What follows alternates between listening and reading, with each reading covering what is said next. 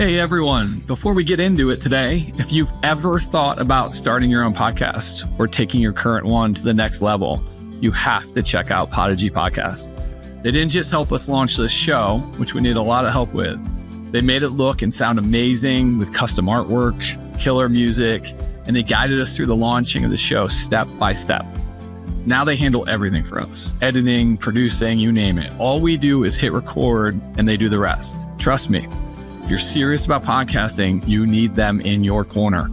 Click the link in the show notes to schedule a free one-on-one podcast game plan session with them. You won't be sorry.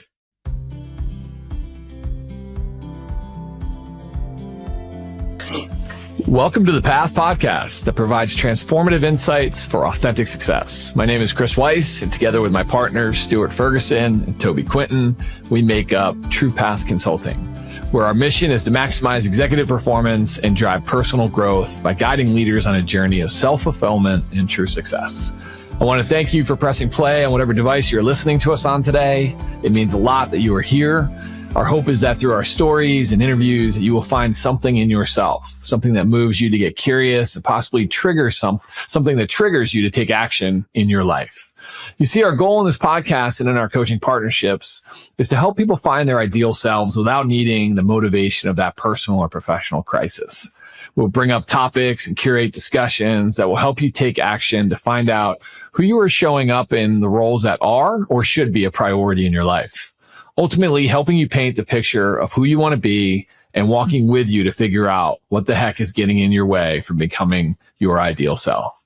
We only get one shot at this awesome thing called life, so let's stop being okay with being miserably comfortable and instead be more intentional in following a path of meaning and purpose. With that being said, I'd like to more formally welcome in my partners that are going on this journey with us. Mr. Stuart Ferguson, how are you, buddy? I'm good. I am... I've got a busy evening tonight. My wife and I have recently been doing a ton of work on our house, and it's mostly landscaping. And behind my house, I think I've talked about doing some construction on here the last couple of times, but I have made a pile of sticks that's probably about, I don't know, a good 6 feet tall that I get to burn tonight while I watch Monday Night Football. So if you I think when I was 5, I might have been like borderline pyromaniac. Like I was close. If Mom would have left that lighter out one more time. So for this, I'm looking forward to a couple hours of just burning sticks. Nice. Burning Welcome sticks. to the path. Hey, man, where we burn sticks. Wow. I can't All right, really, buddy. You get more ridiculous every time. Can't really do much more to walk in a hello. What do you got, Toby? Yeah, I don't have any stick burning whatsoever, but I'm excited to be here and looking forward to our conversation. How about you, Chris? That's Look my at that. check-in. Wow, that was good. I am too. I'm not burning the stick. It's raining like crazy here today, so which we need it, and I'm happy that I put my seed and fertilizer on the lawn yesterday. So very good timing. So Great I have a mission to have a good lawn, and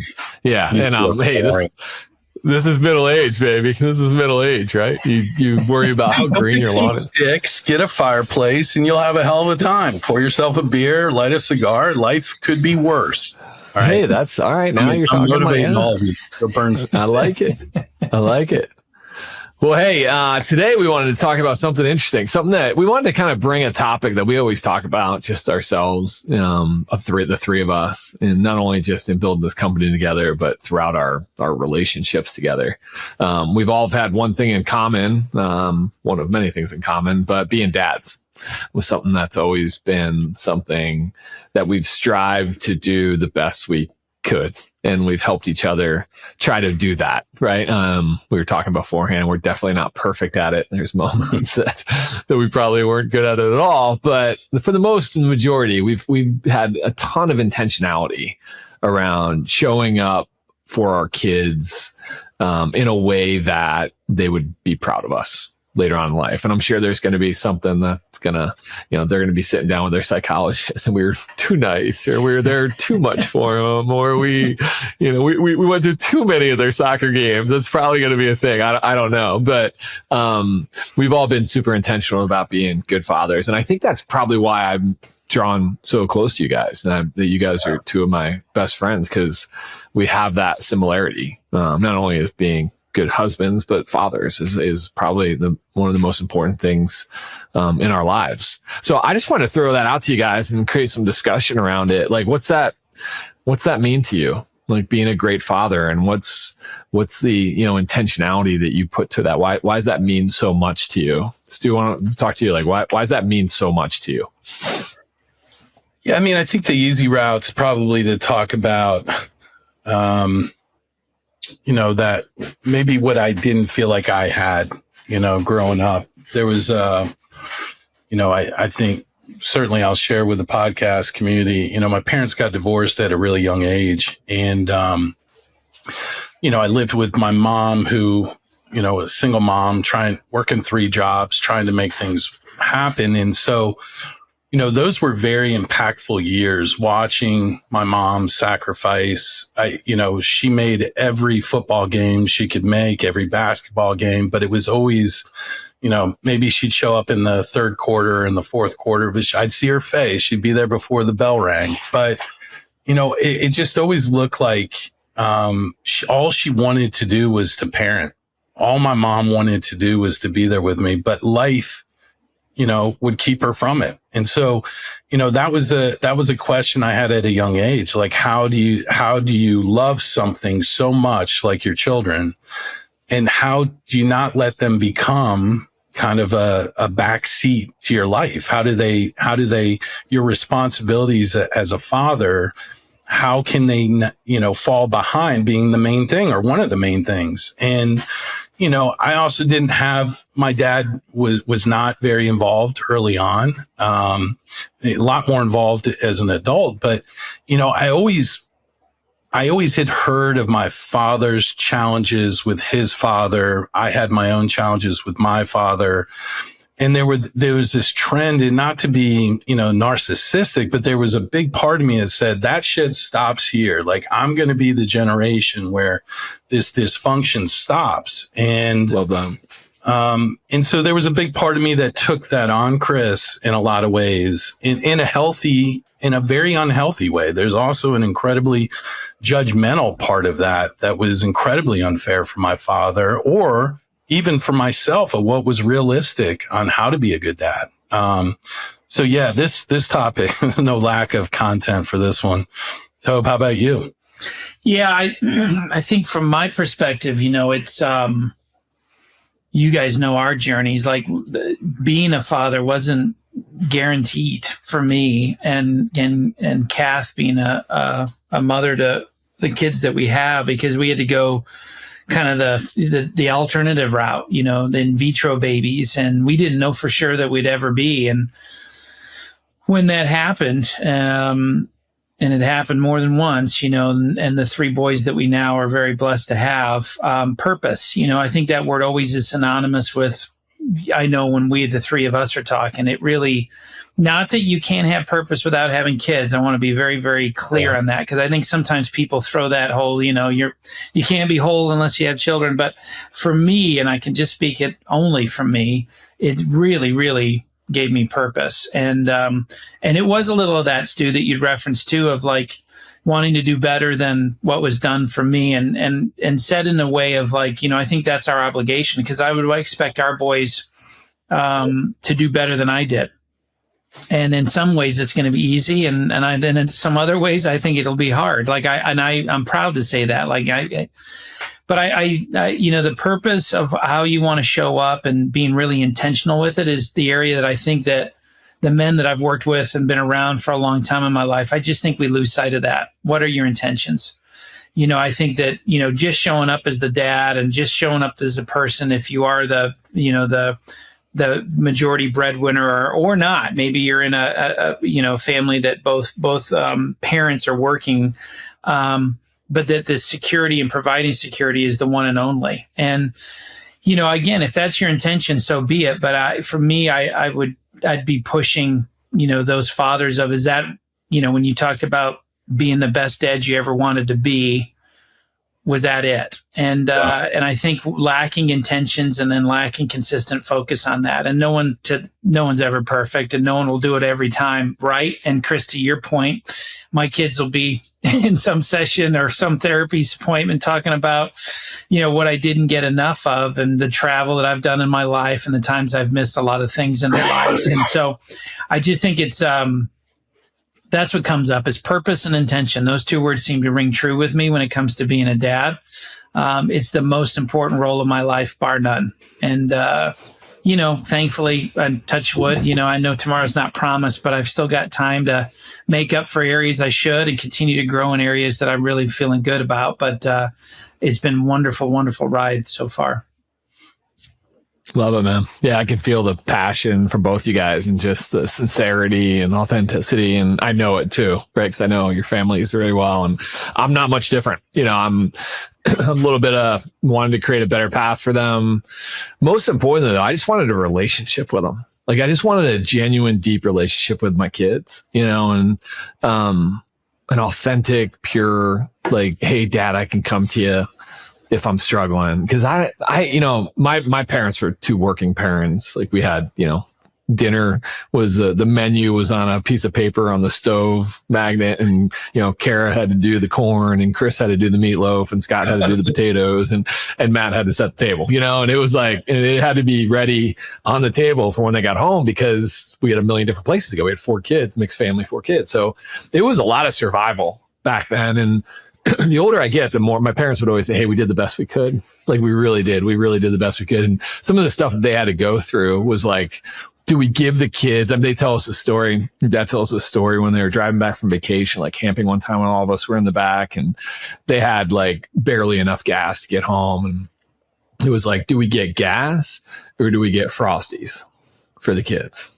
Like, because we wanted to end the vacation on it, and they got Frosties, and I think we made it home with gas. I'm not sure, but like, they just grew up and had to deal with a lot different stuff than I've had to deal with, right? And they've positioned me. And my dad specifically has made choices in his life to move out of the situation he was in, to start a new family, and to put me in a situation to be able to go to Penn State and graduate from a degree, and he showed me all these things. But it wasn't until later in life that I had a real deep relationship with my father, to where I could tell him everything, to where I could actually had a relationship with him. It wasn't until later in life, probably, I remember the moment was college, and he met Joy for the first time, and we drank a beer, an underage beer with him, which was kind of fun, a Yingling pounder. And I just remember that moment like it was yesterday, because it was such a, like, man, I'm drinking a beer with my dad. And it was so powerful. And I wanted to keep that, not like I wanted to drink a beer with my kids when they were young, but like I want that feeling of having a relationship with my dad. And I wanted to have that with my kids, man. And that was my number one thing. I just wanted to be there for them. I wanted to teach them how to be gentlemen. I have 3 boys. I wanted to teach them how to respect their mom and the people that they come into contact with. And but most importantly, I wanted to have a relationship with them. And I've been able to do that. I feel like, my relationship with my kids is just, probably the most important thing to me. It's awesome. I got one in college now, and to see the relationships evolve too. And I'm interested to this from you guys.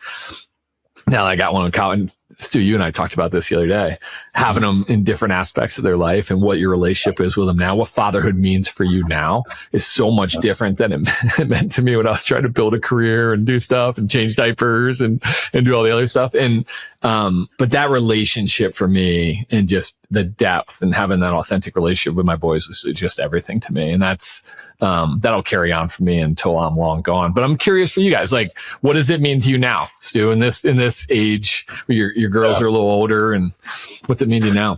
I think you nailed it. I think to me, I measure a lot on communication, right? And how the depth of those interactions. I have 2 daughters.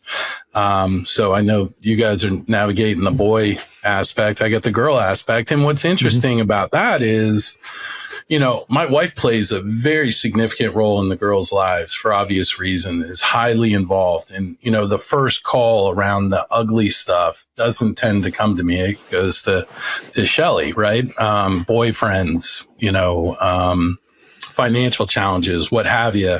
There's a closeness. And I picked up on that a few years ago, right? That there was a weird dynamic that was changing, where before it was Shelly and I as a parent duo kind of leading the girls and parenting the girls together. But at a certain age, right around middle school, the conversation started to be a much more girl-centric dialogue. And so I found myself in this weird spot where, at a pivotal point in my career, where my career is, firing on all cylinders, it would have been very easy for me to take a back seat.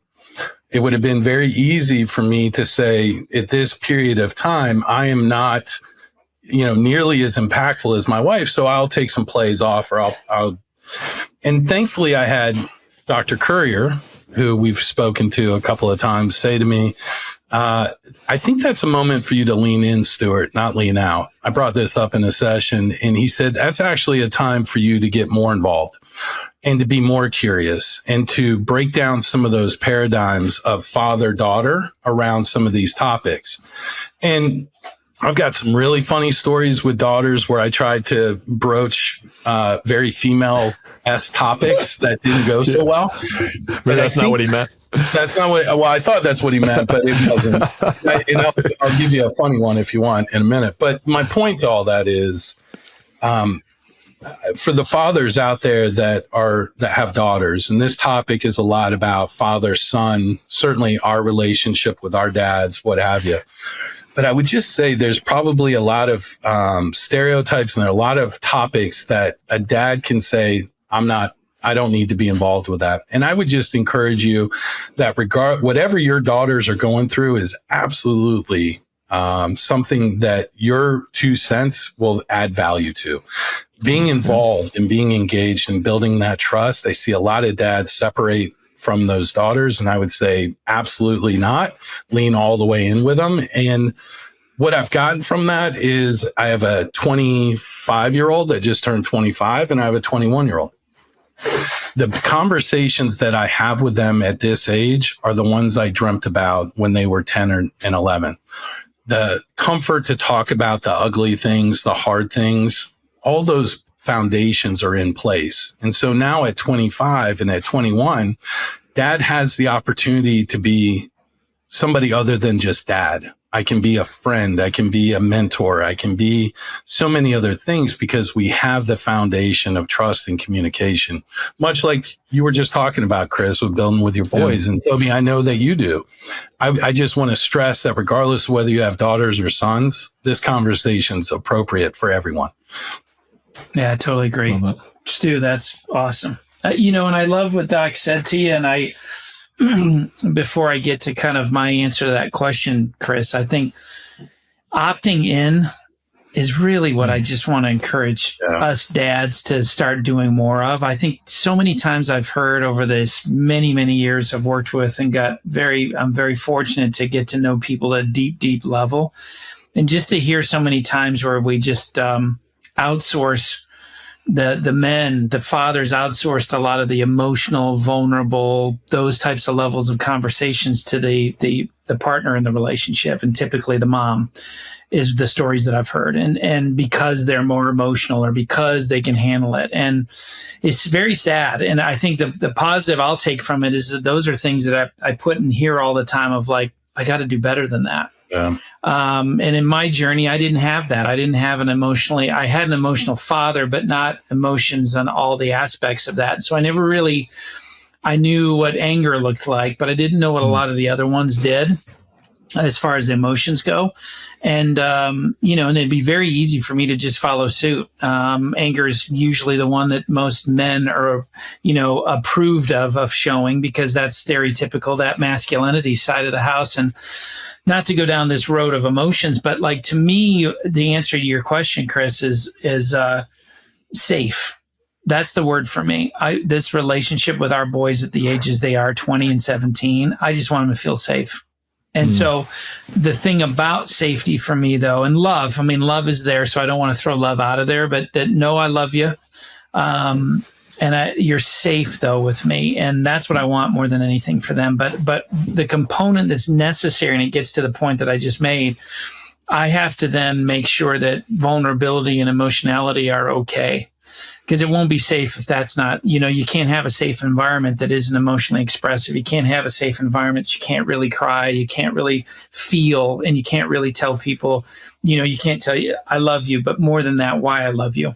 And, so for me, that's my journey with this, is I just want them to always know that if you really, really screwed up, or if you did something I'm not going to like, or we aren't going to like, it's safe to tell us the truth in that, and that you're safe with me, that we'll work it through. It doesn't mean that you won't be accountable and there won't be consequence. I mean, that's not going to be, this isn't a get out of jail for free. There will be, and some, but I want them to always know that no matter where they are in this world at any time, in any moment, they're safe to make that phone call or ask for me, and I want to be there for them and show up that way. And and that's what's most important. And that's where I'm at in this relationship with them. And that's what I want to keep trying to do. But I have to be a big piece to that, because if I'm not proactively vulnerable and open and honest with them, it doesn't matter how much I say I want them to feel safe with me. They never will be unless I actually can show that with them. Well, love that, man. Yeah. What's the hardest part about being a dad for you guys? Well, mine, real quick, Stu, while you're loading real quick, is not showing up in all these versions I know better not to. Like, that's hard for me, because I go into an immediate response of I'm quick to react. And as much as I'm in this business to tell people and help people slow down and take their time, yeah. Boy, can I got, like we all do, we've got our triggers and this, that, and the other. And as much as I'm aware of most of my triggers, it doesn't mean that I still have done the best job of, I say regrettable things still to this day that I'm like, gosh, I wish I could take that back and replay that, because I know better. So one of the things that hard for me is to not repeat some of the things that I know don't feel good on the back end of being a son to my dad. And yet I show up like that. Now, the good thing is that Kath will look, she doesn't need to say it anymore. She just looks at me, and that's the nod of, you're being just like your father. And well, so we can laugh about that. it. Yeah, we can laugh. Yeah, but it's happened. So that's mine. Hey, real quick on that, Toby, before you go, Stu, do the boys make fun of you when you show up as them? Oh, yeah. Yeah. The version that I show up as that's not a time for joking, because everybody kind of clears the room. Where I grew up, plates were flying and everything was direct, and right. So it's kind of, but once this dust settles and I do exactly what my dad did and apologize for why I just said that, which I'm glad he did.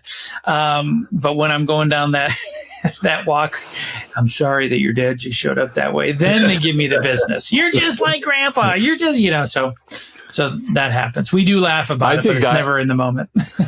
I think I created such a safe environment for my kids. Like, I'll be yelling at them and they're trying not to laugh, like literally trying not to laugh. And I'm like, and then it gets me more mad, but like, I can't, but it also like diffuses me, because they know I don't mean, and they're really good kids. I can't tell you the last time I had to like really lose my shit on them, and but now that they make fun of me about it, it's like, it makes me easy to just surrender again to just the fact that, like, all right, dude, like, just get through this moment of you being a little pissy or whatever. Your mom, like, Joy's laughing at you, everybody's laughing at you, like, just get over it. But anyway, Stu, what's your hardest part about being a dad right now? It's a really tough question, because, and I'll give you my answer, and I think it'll make sense. I think the hardest part about being a father is when you realize that you are only as happy as your saddest child. So, when my daughters go through life, I go through life. And right. As a 52-year-old and wanting to dump all of this beautiful wisdom of 52 years on this planet, there's a harsh reality that or we as dads can solve a lot of problems.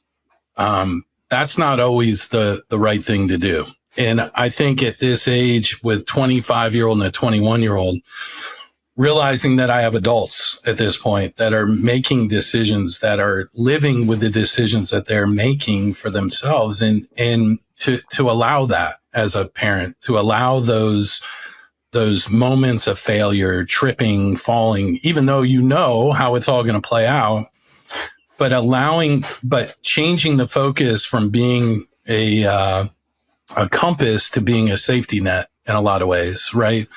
I think the vast majority of my life, I've tried to be a compass for them, but realizing at this age, I just need to catch them if they fall.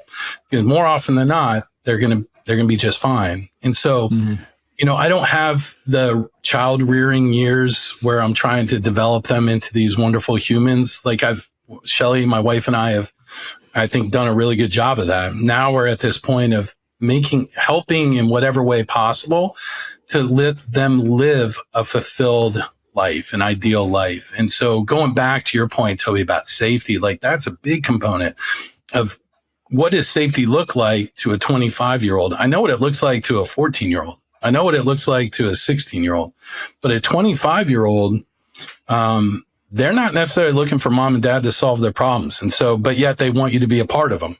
And so walking that fine line of being a great listener and being dad and that's where I screw up, is I become dad and create solutions in moments where I should just be a really good listener. And those are the tensions that I tend to create. How about you, Love Weiss? that, man. Yeah. Just being where my feet are still is always going to be something that I've really had to concentrate on. And, just really not letting my emotions in a situation overshadow kind of being present. I did a funny Friday groundedness thing, and I was going to Virginia Tech to see, AA, and I was so excited about it. And I literally have to prepare myself for those moments because I get so excited to see them. And then I'm like, next thing I know, it's like, well, we didn't really talk, and I didn't really even check in on you because we were so caught up in the emotion of the visit and kind of doing things and just getting shit done and blah, blah, blah. And I just never really got a chance to just sit down with you and tell you I love you and that I'm proud of you, or that I got to hug you, and then I'm not going to see you for another 3, 4, 5 weeks, months, whatever it may be. And just making really being intentional about making the best of that moment. And even with the two that I have here at home, it's super sad for me knowing Parker's leaving this year. I might even get emotional talking about it because I know what that did to me when Aiden left. And a big part of me left with him, and he's doing great and I love it. And he's happy and he's just kicking ass in life. So it's awesome. But just knowing that he's not going to be here at this time next year. I mean, he's going to be off at school somewhere, and that's going to just take a piece of my heart with me. You guys, you know that, Toby, you know that Jack kind of going away when he was away. And it's just, so I'm trying to just be, even with building the business and everything that we have going on in our life, I'm just trying to be present, and I'm not always great at it. It's definitely the hardest thing for me to do because life moves so fast. And then with Tan's my, the third, they always talk about the third, and it's like, do they get any attention? And it's like, that's why I try to reframe and refocus my attention towards how much time I get to spend with Tanner, and we still have 3-4 more years with just him at home with Joy and I. And I'm just so excited about that time with him and being present. And I love this time I am with my life. And then I love how my role with Aiden, how he'll be in the workforce, how all that's going to change and evolve. But it's just being where my feet are, man. And when I do get time with them, I think one of you guys showed me that graph when you're 18, you spend what is it, 75%, 80% of your life? Is that what it is? Yep. And then it's after 25, you see them for a quarter of their life at the end. Yeah. So we're living that now with a couple of them, and it's just trying to spend the time that I do get with them, really, spend it with them, and be present with them. So that's the hardest part. And I'm trying to do the best I can with it and being super intentional. But then dummy, we go down to Virginia Tech, and he goes out Thursday night, goes to some bar, whatever. And he's got this lump on his face, and he said he fell. I don't know what happened. But like, we go down there with all this energy. I got Parker and Tanner with me. Who knows if he got a fight? I don't know. I almost wish he got a fight. He says he fell on his face. And I'm like, dude. So it just kind of created a little bit of a, like, mom was wondering, all worried about him now and all this other. Then it kind of changed the dynamic of the trip. And I had to reel it back in real quick because I was so excited to get this time with them. But it's just funny the stupid shit they do too, right? That kind of takes you off course from being present and being where your feet are. And it's just hard, man. It's hard kind of juggling everything. So I just try my best to be where my feet are. But that's definitely still the hardest thing for me. Chris, that's an important part. I want to lean in on that for a minute. And it's an aha parenting that I bumped into a couple of times, but I didn't learn it nearly as quick as it sounds like you may have. And that is at that point when as parents, we controlled the tone of the world that we were raising our kids in to a large extent. And then they leave and they go to the outside world and they're stretching and trying to become their own person, right? And I can't tell you how many times that my relationship with my daughters, was strained because I was entering in at one level and they were entering in at a different. My expectations were this. And as we got older, my thought is we've always done it this way. Why would if we come out, we're going to dinner and it's just us and we're a close family. And who are these fucking roommates now that I've got to entertain? You got to to Charleston just to be with you. And it's like those moments where the communication just isn't there. Those are those moments that I was talking about letting life happen and realizing for me a lot of ways is I've had the luxury of control as a parent. And because I've been so involved, right? All three of us have been so involved with our kids. We have great perspective and we had control. And as they start to leave, we lose perspective and we lose some of that control, and how that relationship starts to play is really interesting. And so I find I've shared with you, my youngest daughter's a senior in college at College of Charleston. And she came to us with a plan last year that she was able to graduate early, but she wanted to extend her senior year and she was going to get an internship and all this stuff. Well, how do you think that played out? Well, it played out that there was no internship, and I've got a wonderful daughter at 21 living in Charleston, South Carolina, with 2 hours a week of class and a lot of time to do whatever she wants. And so dude, she is brilliant. Sophie's brilliant. She worked really well until the money train got cut off, and then it wasn't so brilliant, right? Now we got to find a job. But I use this as an example because I think a lot of dads will enter into this. You guys will be there. What did I start doing? I started reaching out to all my connections, trying to figure out how to get my daughter solve this problem for her. And I was striking out. I wasn't able to make a connection. Well, 5 minutes before we get on this, I got confirmation that my beautiful daughter, who gambled big time and winged it, secured a paying internship with a large commercial real estate company all on her own. I tell that because 2 weeks ago, I was losing sleep and trying to solve her problem. I never once gave her the credibility that she deserved, which was she can solve her own problem. She knew what she needed to do. And so these validations of like growth are just to allow them to happen is what I'm reminding myself in this conversation. That these kids are a hell of a lot more resilient than we give them credit for, and that we did a good job. We actually did a good job as parents. We just need to give them a chance to prove it to us. Or we did the best job we could. Right? We did the best we could. I mean, really, I think that's really well said. Really well said. I've got a question for you guys, because we've talked a lot about our talents as a parent and as a father. I've had a well-documented, unique relationship with my dad for a long time. And I'm also really proud to share that there's been a lot of progress on that relationship and that friendship. And I'm fortunate. And I think, Toby, I don't think I've ever told you this, but I think no better time than a podcast. Your direct conversation with me about your relationship with your dad and time and how important time was is this one of the single biggest reasons I have a much more healthy and productive relationship with my father, because I understand the concept of time. And I understand the importance of it. So I'm just curious, as sons with unique fathers that did the best that they could, can we all say that? They gave us their best version, or at least that's how I'm going to go to bed at night, remembering it. How do we navigate that as 50-year-old men, late 40s, 50-year-old men? Our parents are either unfortunately passed, or they're at an age where life's starting to become real challenging for them. How do we show up as great sons is, I guess, my question or my thought. What have we done to be better versions of ourselves as sons as we have as dads? Chris, you want that one?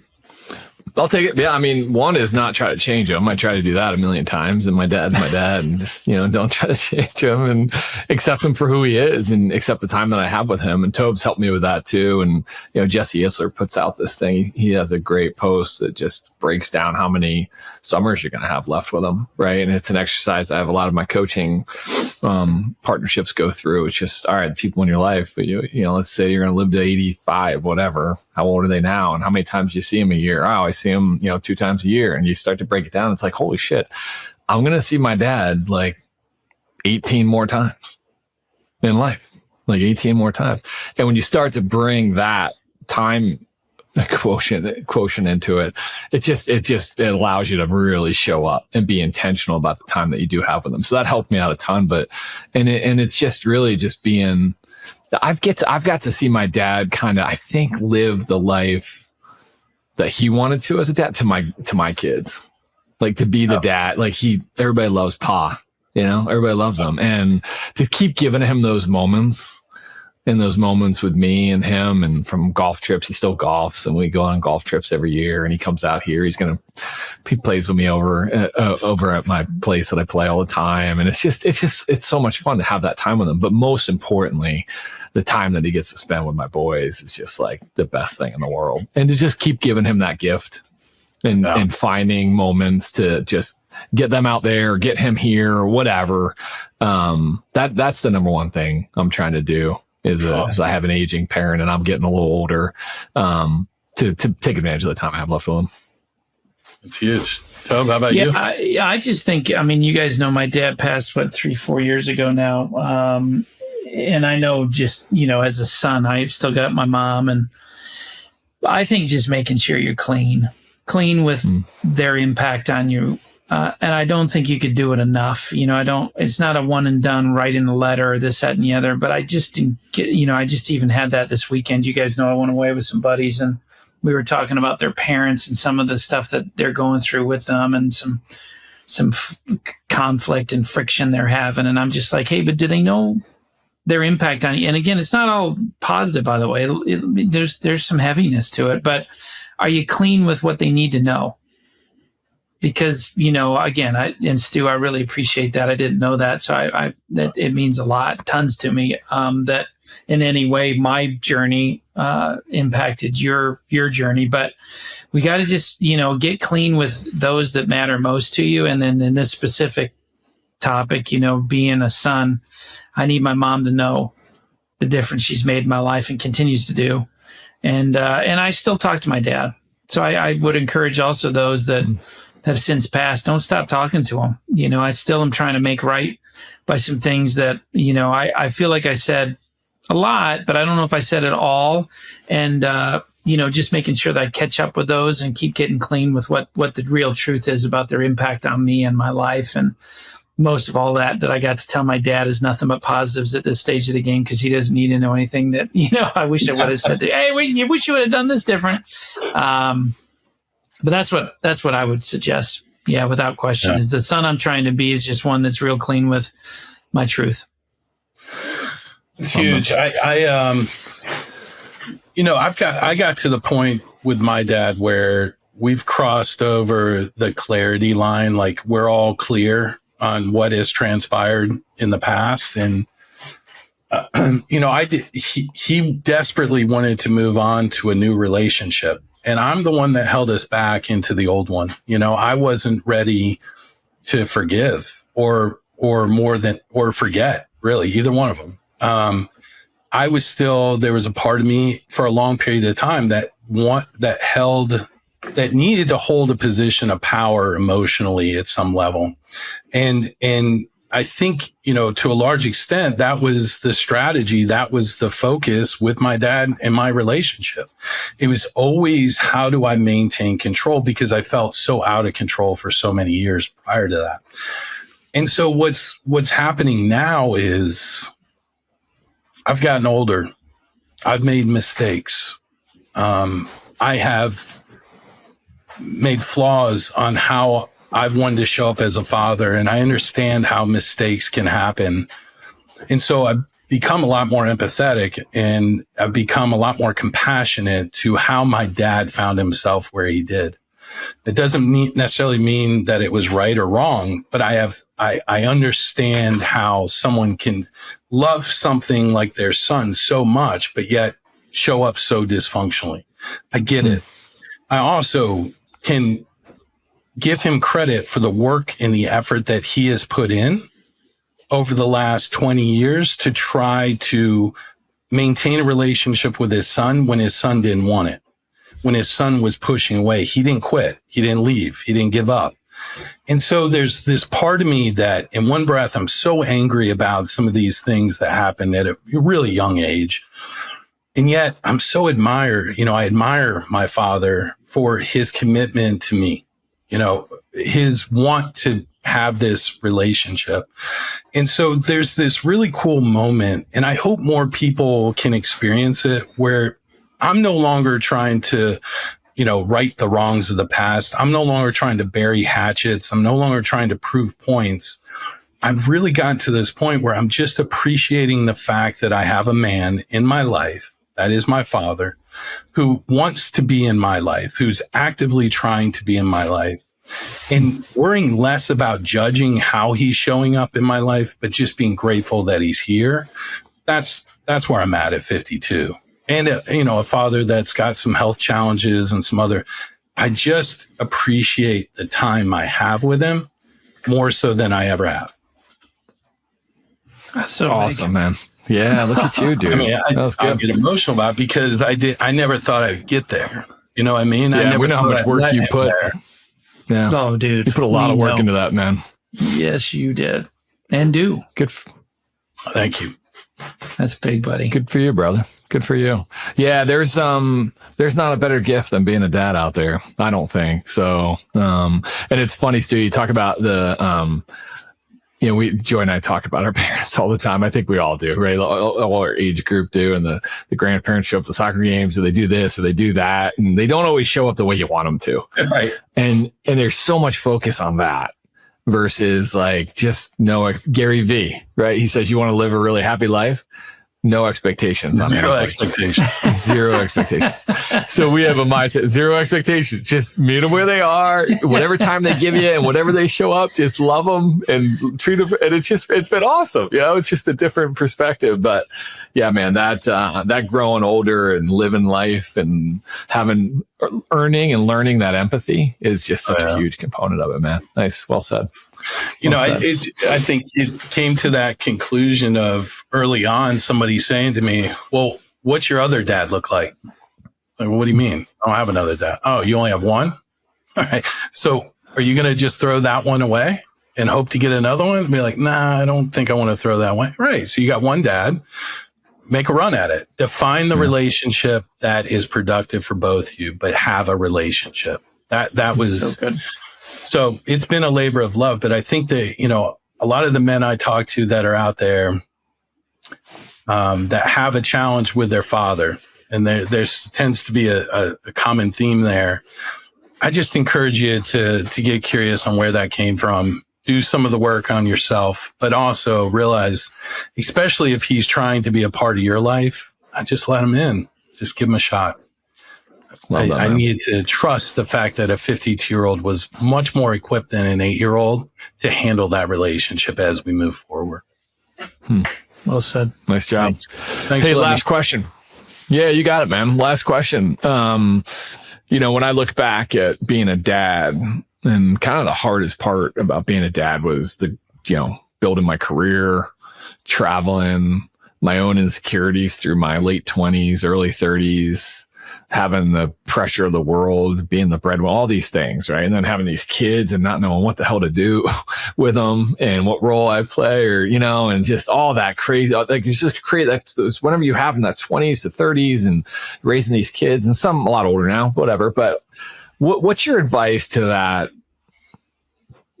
dad out there that's just working his ass off, trying to do it, stressed out beyond belief? Like what's your advice to them around being a dad or a father? Well, I'll take a stab at that. I ask people a lot about that love language book. I think some of us, I can't remember who wrote that thing, but yeah. I think all of we all receive. Yeah, my wife read it. Trust me. we all receive love in a different way, right? And just because it worked for you might not be what your kids need. A lot of men show love through doing things, buying the gift, taking them on the trips, this, that, and the other. I'm not saying that's not how your kids might receive love. They might appreciate it, but I just think whenever in doubt, just go with the best present you could ever give them, which is your heart, and give them that.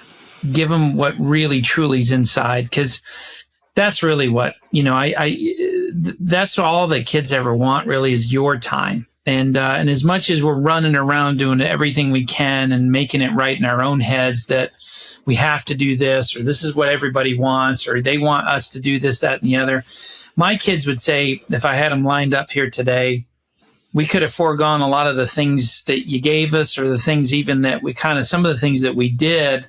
It really was just more important to have the time with you. And so again, it doesn't mean to have to, if you don't have a ton of it, then just make sure, to Chris, to your point about being present, just make sure that you're there when you are there. But that's my advice, is that, and again, it's not going to be a newsflash to most people, and they'll rationalize why they got to be busy with life and run around and do all these things. But we only get one shot at this thing, and this life thing. And we also get, one shot at this being the best dad we could possibly be. And just don't forget to lead with that heart of yours, and give them as much time as you can, and be there for them.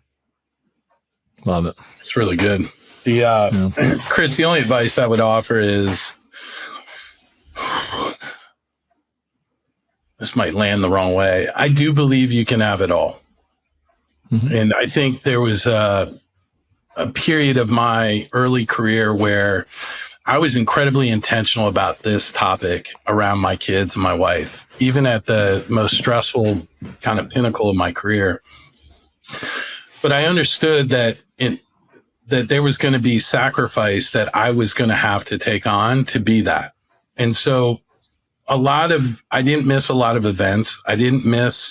But where I screwed up was, and I think you said it, Toby, was I showed up to the events, but was I there emotionally? Was I physically, I was there, but was I connecting at that deeper level with my kids? And so, I think I wish there was a simple answer to how to survive in today's kind of, the environment of today's world, in business, working remote, all of these things that are going on. And I think people get fooled between high levels of success and being a great father, and thinking that those things are going to be easy, and they're not. And so it comes back to intentionality. It comes back to, if I want to spend time with my children, then I need to make sure that I'm doing the things necessary to free me up to be able to do those things. And when I'm 20 or 30 and I'm climbing my career and I've got tons of pressure on me, that's where it's less about work-life balance and more about work efficiency, and how are we spending time on the right things? Are we delegating appropriately? All of those topics. But my point is that you can have both. You can be a very engaged father. My kids have never said ever, and I would love to have them on this podcast, my dad was absent. I was never absent. Even when I traveled 40 weeks out of the year, I would call, I would video call, I was engaged. The difference is the depth. And I think if I were to go back in time, and if I were to give anybody advice, is some people want to complain about the hours at a job or all of this. Look, there's 24 hours in a day. How well do we spend that time with our family when we get home? Are we depleted? Are we disengaged? Those are the conversations that I think we want to have. But I do believe that the quality of time with our kids is the single most important thing that builds upon 25 and 21-year-olds. My kids knew me at 10 and 12. They didn't just meet me at 21 and 25. Our relationship had been found on honesty, had been founded on transparency and allowing ourselves to have those hard conversations at a young age. But again, I did those in the hours that were appropriate and delegated to my family. I wasn't sitting on the couch with a beer watching the game and let my wife deal with the kids in the kitchen. I got up and was in the kitchen. And so it's about being intentional and realizing that it's hard raising children. It's hard having a healthy marriage. It's hard building a top performing career. All of this is hard. Yeah. But it's important. And when things are important, we tend to overcome the hard. And right now, I think there's a lot of people that are asking for their cake and eat it too. Hey, I want this to be easy and I want that to be easy. And look, 27, 28-year marriage is hard. There are times where we both have said enough's enough. And then there's something that brings us back together. It's same thing with kids, same thing with friends, same thing with careers. Things get challenging. It's how does that nucleus come together and navigate these challenging moments? And that as a father, I feel like I've always been accessible. I haven't always had the best depth, but I've always been accessible. Well said, both of you guys. Yeah, I wouldn't say too much different. I mean, I think I'm with you, Stuart. I think you can have it all. And, one of the things I did, I traveled a lot throughout my career, and that put a lot of guilt on me because I didn't feel like I was there. But we had a great partnership with my wife where she was at home, and her relationship with my boys is just awesome. Right. And it's special and it's unique. And Aiden calls her still, like when he's walking back from class, like we play different roles. Right. And I love that. But that was hard on me. I'm not going to lie. As a dad, being away was super hard. But what it showed me, and it goes back to your comment about not taking away their adversity, is like they saw what it takes to be successful in this life. They saw what it takes to work hard and still be a dad. Like they saw that. And even today, anything they do, they work their ass off on it, man. Like I don't have to tell them to work hard. I've never had to tell them to work hard in their studies. I've never had to tell them to work hard in their jobs. Nothing. They go at it, whether it's sports, anything, they go at it and they're all in. And I think that has a lot to do with how we raise them. Like we always communicate on why dad has to travel, what we're trying to do, what we're trying to build as a family. So they were involved in the conversations with that. And then one of the most important things, and this is probably advice I'd give, show up when you need to.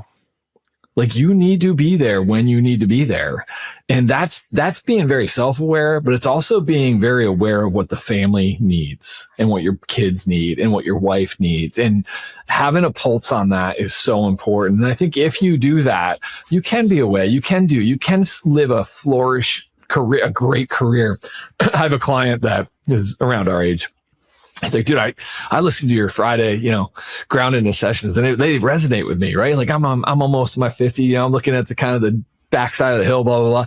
He's like, I talk to some of my people who are in their 20s and 30s and they all want to be grounded. They want to be doing all this stuff. And I'm like, get to work, dude. You guys got to get to work. And I'm like, man, I'm sorry if I created I'm with you. Like those guys need to get to work. Like I think you do. There's a moment where you just need to go and work and show up when you're supposed to and be present when you have that moment. And I think there's just way too many distractions. If I'd replay the tape, I just let a lot of things distract me as a dad, whether it was the recognition I was getting from a happy hour and I would be there for too long, or the dinner, the 3-hour, 4-hour dinners we used to have to go and I'd miss the call home, like things like that I wish I had. And I didn't do it regularly, but I still wish I would have done it. And I wish I was at the moments that I really needed to be at. But really good stuff. Really good stuff. Any last comments from you guys before we close up? Not for me. I think you guys both nailed it. And I love also how you both, put your heart into this call, and not this call, but this podcast, because I know you guys, and I'm glad that everyone else can feel how much you love your kids. Yeah. And I know You too, Joe. you guys do. And it's awesome. Like, to me, let's not overcomplicate this. Hey, the only thing I would add to this to close it up is, you said at the beginning, Chris, I just want to highlight it. It's a lot easier to be an active father when you're surrounded by other active fathers. Yeah. And, my community, the circle, hasn't always been that. It's been people that maybe saw parenting as the way that they had experienced it. But having good men that around you that prioritize the health of their marriage and the health of their children and the relationship, I'm just so drawn to other people that are striving for that balance and that curiosity and how to continue to evolve there. And I have people in my life that do not have, they wouldn't want to listen to this podcast. They wouldn't want to necessarily participate. Maybe they want to, but maybe they lack some of the skill or some of the depth to be able to do the work. But I'm just telling you, I have very few people in my life that don't impact this topic positively more often than not. Whether it's, hey, build a better rapport with your mom and your dad while they're here, push me in that direction, or push me into prioritizing the intention behind me as a father and me as a husband. And we could probably have a whole podcast about intention, but when we don't choose intention, we're choosing hope. And I think we've heard this a million times. Hope is a terrible long-term strategy, right? Intentionality towards the things that matter to you most is really at the core of a lot of our happiness, is knowing it and then acting on it. And this is a great podcast. I'm glad we brought this topic up. Thank you, Chris. Yeah. Well, hey, I could talk to you guys for hours about this. And Toby, that goes for you too, bud. We know, you gave Stu and I some props, but you have a lot going on with the kids and how much you love them and what a great role model you're being and changing that dynamic from what you grew up with, man. So it's inspiring to be around you guys. So I appreciate you. So, well, hey, thank you for joining us on the path today. Remember, every journey is unique and every step you take shapes that journey. Keep exploring, stay curious, and give yourself grace as you forge your path. Until next time, stay true to yourself and keep walking the path. Have a great day.